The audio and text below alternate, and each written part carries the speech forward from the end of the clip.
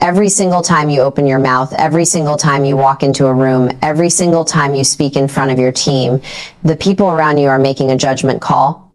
Instantly, whether they even realize it or not, they're asking themselves, is this someone I can trust? Is this someone I need to pay attention to? Or is this just noise that I can tune out? You think people are just listening. They're not. They're evaluating. And the brutal truth is most of us lose that evaluation in the first 30 seconds because of how we communicate, because of the way our presence or lack of presence hits the room. Running my company, acquisition.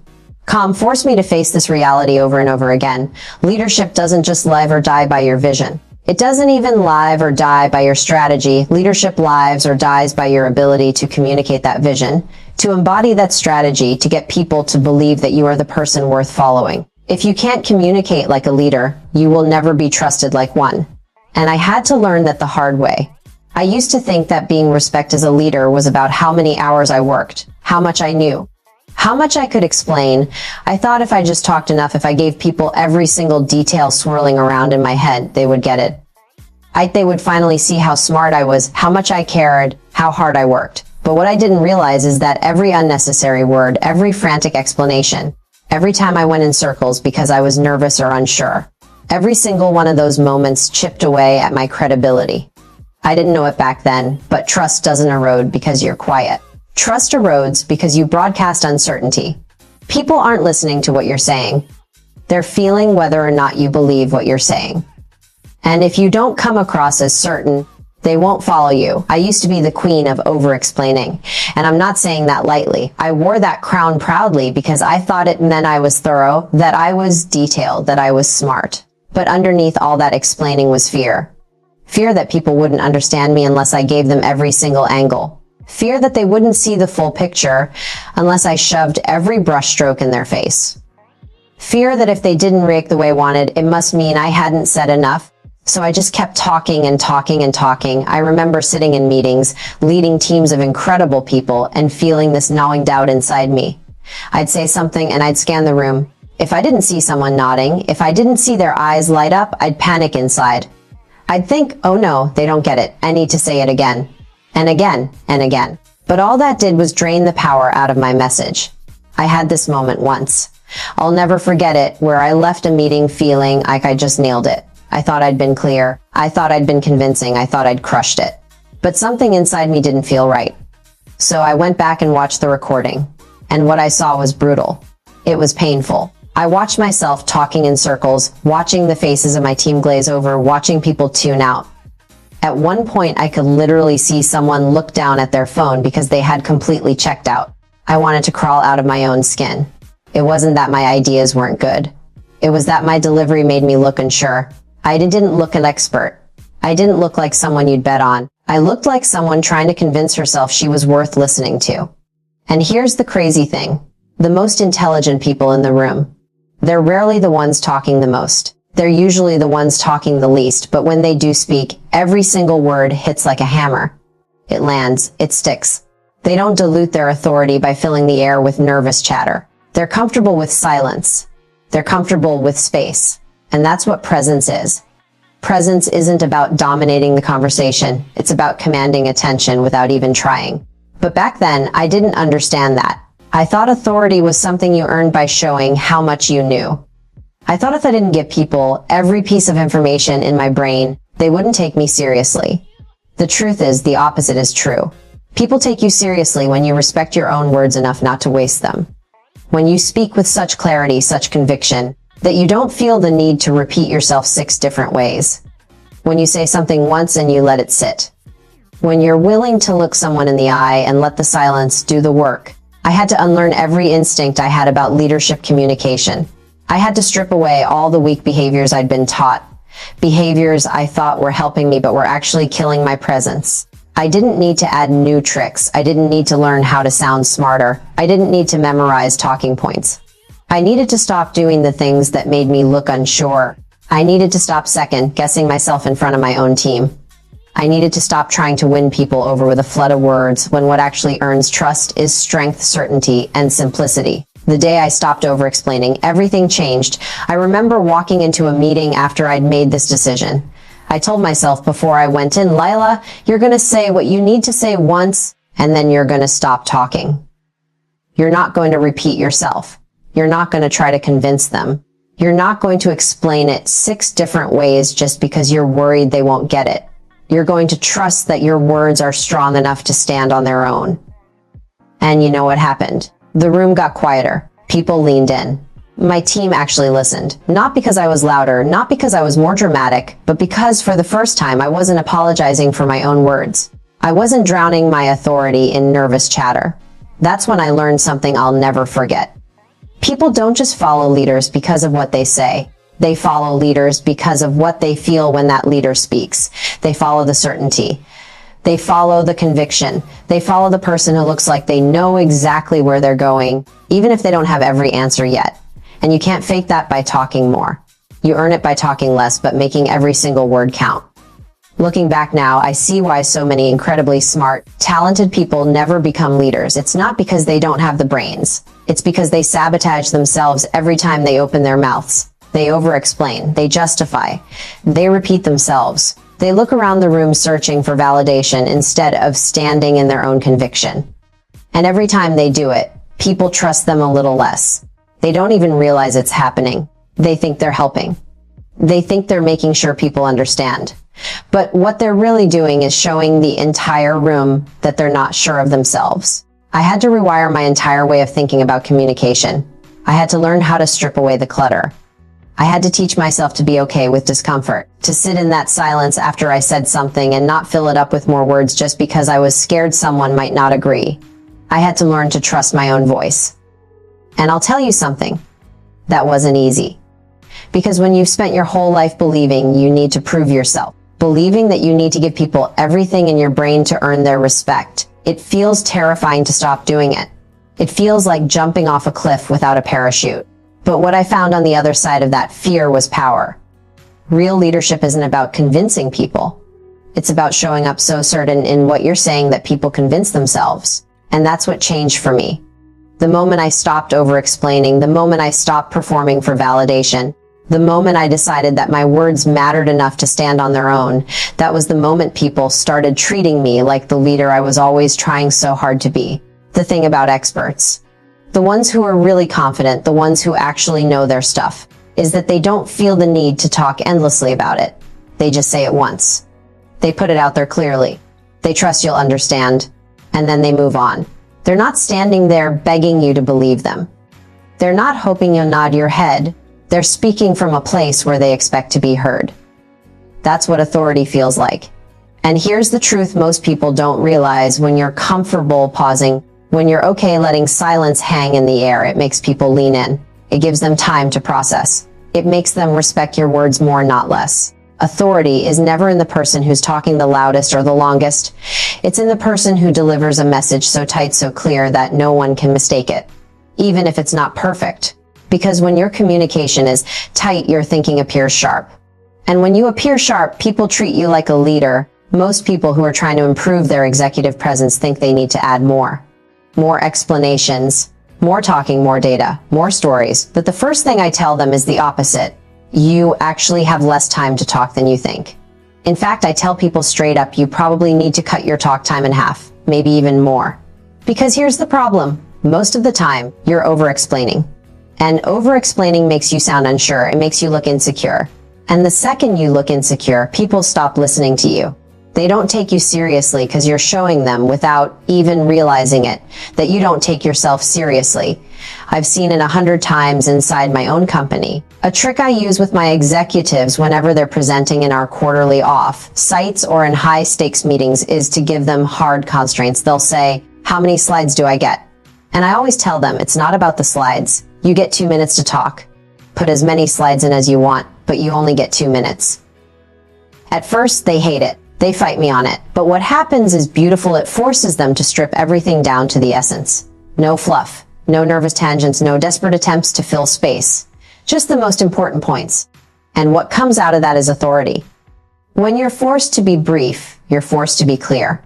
You're forced to actually know what you're saying instead of hiding uncertainty behind a wall of words. There's this quote by Warren Buffett that I love: the easiest way to become worth 50% more than you are right now is to hone your communication skills. And it's true.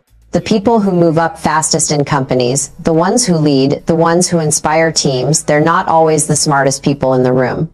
They're not always the ones with the most experience. They're the ones who know how to speak in a way that people feel. And that comes from clarity, not clutter. But it's not just about your words. You can say the right thing, but if your body language says the opposite, people won't believe you. What you say doesn't matter if your voice and your posture and your energy are screaming something else. If your words say, I'm confident, but your body says, I'm terrified, people are going to believe your body every time. People don't want to follow someone who looks nervous. They don't want to take direction from someone who seems uncertain. And uncertainty shows up physically. So I tell people stop fidgeting, stop chewing gum in meetings. Stop playing with your nails, your hair, your pen. Stop doing anything that broadcasts nervous energy. Instead, you need to be controlled. You need to be precise. You need to be slow, because that's how you communicate power, even when you don't feel powerful yet. Why does this work? First, having strong posture changes how people see you. Standing up, shoulders back, chin level, not tilted down, not darting around the room, signals that you're grounded. Even if you're unsure inside, that posture tells people you're steady. And even more importantly, it tells you that you're steady. When you sit tall, when you put your hands together instead of waving them nervously, when you move intentionally instead of twitching or slouching, you feel more in control. You send a message to your own brain, I've got this. And that message radiates out to everyone else. The second reason posture matters is that it literally signals to other people how you feel about yourself. Think about the most confident person you know. What do they look like when they walk into a room? How do they stand? How do they hold themselves? Now think about someone who's constantly second-guessing themselves. What's their posture? They're small. They're hunched. They're hiding. The contrast is obvious. And when you're leading, people making that judgment call on you in seconds. Are you someone who commands space, or are you someone who's asking permission to be in the room? I'll give you a real example. I had a director of operations who was phenomenal at managing projects. Brilliant woman, sharp as hell. But the moment she had to lead a room, the moment she had to actually command attention, something shifted. She had these weird fidgeting habits. Every time she started giving direction, she'd do these small, nervous movements, tapping her fingers, twisting her ring, shifting her weight back and forth. And it was subtle, and it killed her presence. Because when you're in charge, people are scanning you for cues. They're asking themselves, do I believe her? Do I trust her? Does she seem sure? And if your body says, I'm unsure, it doesn't matter how brilliant your words are. They'll believe your body. I pulled her aside one day after a meeting and I told her straight, you're brilliant. You know exactly what you're doing. But your body is selling you out. You're giving people reasons to doubt you that have nothing to do with your ability. Fix your presence, and people will see what I already see in you. She worked on it. Hard. She practiced standing still when she spoke. She practiced slowing down her gestures, keeping her hands steady, planting her feet so she wasn't swaying around. And within a few weeks, the difference was night and day. Same woman, same brain, same capability. But suddenly, people were listening. They weren't distracted by nervous energy. They trusted her. That's the thing about executive presence. It's not about adding something fake on top of who you are. It's about stripping away the weak signals you're unconsciously sending out. You don't need to become someone else. You just need to stop doing the things that make people doubt you. Stop over-explaining. Stop fidgeting. Stop broadcasting uncertainty in your words, your tone, your body. Because when you remove all that noise, what's left is you. And if you're competent, that's enough. You ever notice how people who really know what they're talking about, people who are truly confident, don't feel the need to talk endlessly about it? They don't drown you in words. They don't chase you around trying to prove themselves. They just say it once, clearly. And they expect you to get it. And then they move on. That's what real authority looks like. That's what competence feels like. And here's the crazy part. When you're okay with pausing, when you're okay with silence, when you're okay letting your words just sit there without nervously filling every second with and you know what I mean, in pointless fluff, people lean in. They process. They respect you more. Authority is never about begging people to listen. It's about speaking like you expect to be heard. When your communication is sharp, even if it's imperfect, you look like someone who knows what they're doing. But most people do the exact opposite. They ramble. They over-explain. They keep talking because deep down they're afraid that if they stop, People won't take them seriously. And ironically, that's exactly why people stop taking them seriously. I've seen this hundreds of times working with executives and leaders.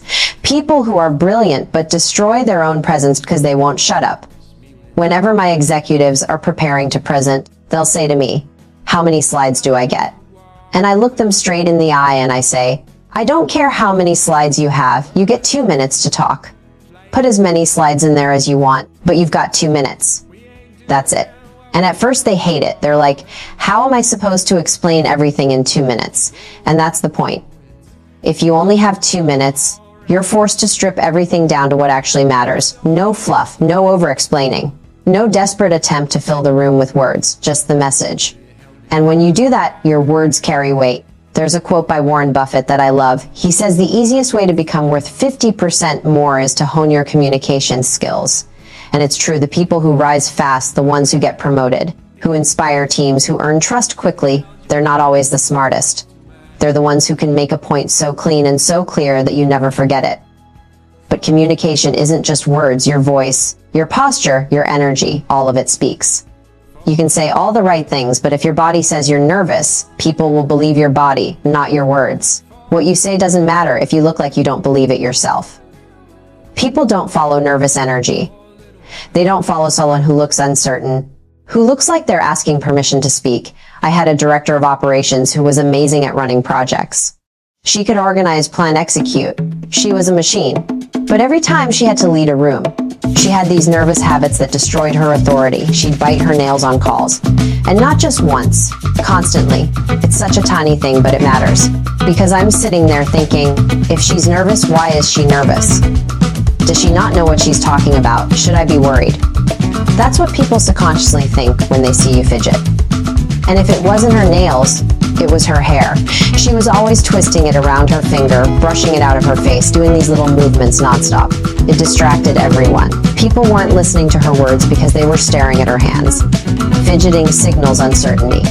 It signals, I don't feel steady here. So I pulled her aside and I said, "Listen, you're brilliant. You know exactly what you're doing. But your body is selling you out. You're telling people you're unsure, even when you're not. Fix this one thing and you'll look like a different person." I told her, "Go get fake nails. I don't care if you love them or hate them. I just need you to stop biting them. Because if you don't fix this, no one's gonna hear you." And you know what? She did it. She went to the salon, got fake nails, and just like that, the habit stopped. And the difference in how people responded to her was insane. Same brain, same confidence. But now people were listening because there wasn't this nervous tick stealing their attention. Think about how a CEO walks onto a stage versus how a brand new customer support rep walks into a meeting.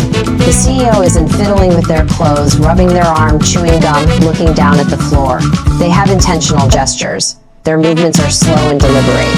When they use their hands, it's to emphasize their words, to tell a story, to pull people in. They look like they own the room. And because they look like they own it, everyone treats them like they do. Most people have some nervous fidget, something small they do that screams insecurity. Maybe it's tapping your pen.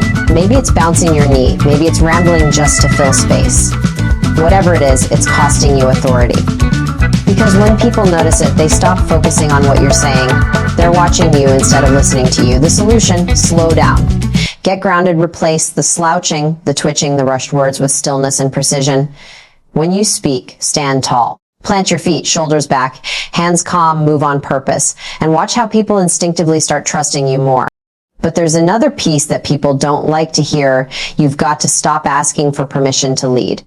No one's going to appoint you and say, "Congratulations, you're the leader now." Leadership isn't handed out, it's claimed. You claim it by how you show up, by how you behave, by whether you create certainty when everything around you is chaos. I'll give you an example. Back in college, I was sick for a week with the flu. I come back and I'm on this group project with 3 other people. The project's due in 2 weeks. I walk in and say, "All right, where are we at?" And they just stare at me. "We haven't started." I'm thinking, are you kidding me? We're dead. And at that moment, I realized no one was going to step up.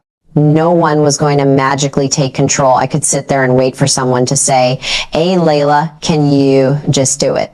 So I went home that night, mapped out the entire plan, who was doing what, when it was due, how we'd meet to check progress. The next day I walk in with a plan. I say, here's what we're doing. John, you're on this. Sarah, you're on this. I'm doing this. We meet tomorrow after class to review. And guess what? Suddenly I was the leader. Not because anyone gave me a title, not because anyone said, we elect you, but because I acted like one. And here's the funny thing, when you step up like that, even the people who might be smarter than you or more experienced than you will follow you. Because leadership isn't about knowing everything. It's about creating certainty. People follow leaders because leaders make them feel safe, eh? And you make people feel safe by taking control, by saying, here's the plan. Here's what's happening. We're not drifting. I've got this. Leaders don't sit around asking, is it okay if I lead you? Do I have your permission to be in charge? They just lead. They take ownership. And if you don't, someone else will. And I promise you half the time that someone else will be less qualified, less capable, and less intelligent than you. And yet people will follow them instead of you simply because they showed up with certainty while you were waiting for approval. That's what executive presence is. It's not about dressing a certain way or memorizing some magic script. It's about eliminating the signals of insecurity, the rambling, the fidgeting, the hunched posture, and replacing them with calm authority. It's about acting like someone who expects to be heard. And it's about taking ownership when things are unclear and set aside one to give you permission. You want to know the secret. You don't become a leader when someone gives you the title. You become a leader the moment you decide to be one, and then back it up with your behavior. You want to know why people don't listen to you, why they nod their heads but don't take you seriously. It's because you're filling every silence over-explaining and asking for permission like you're in a classroom waiting to be called on. Experts don't do that. People who know their stuff don't talk in circles. They say what they need to say. They assume you get it and they move on. Silence doesn't scare them. And you know what happens when you're okay with silence? People actually process what you said. They respect it. They respect it. Authority isn't about yelling louder or taking up more airtime. Authority is felt when you speak as if you expect to be heard, not as if you're hoping to be heard. When your communication is tight, your thinking appears sharp, even when it's not perfect.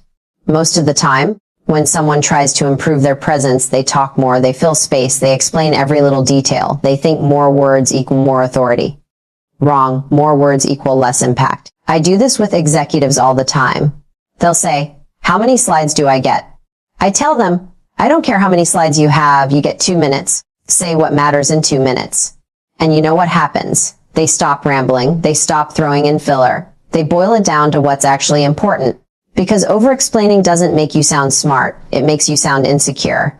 And insecure leaders don't get followed. Warren Buffett once said the easiest way to make yourself instantly more valuable is to improve your communication. He's not talking about learning bigger words. He's talking about saying less with more impact. But let's talk about something nobody wants to say out loud. Your body language is killing you. What you say does not matter if your body screams the opposite. People won't trust a voice that doesn't match the posture it's coming from. They won't follow someone who looks unsure. If your voice and your body aren't aligned, if your energy is jittery and nervous, no one believes you. Even if your words are perfect, you can't lead people when you look like you're asking them to lead you.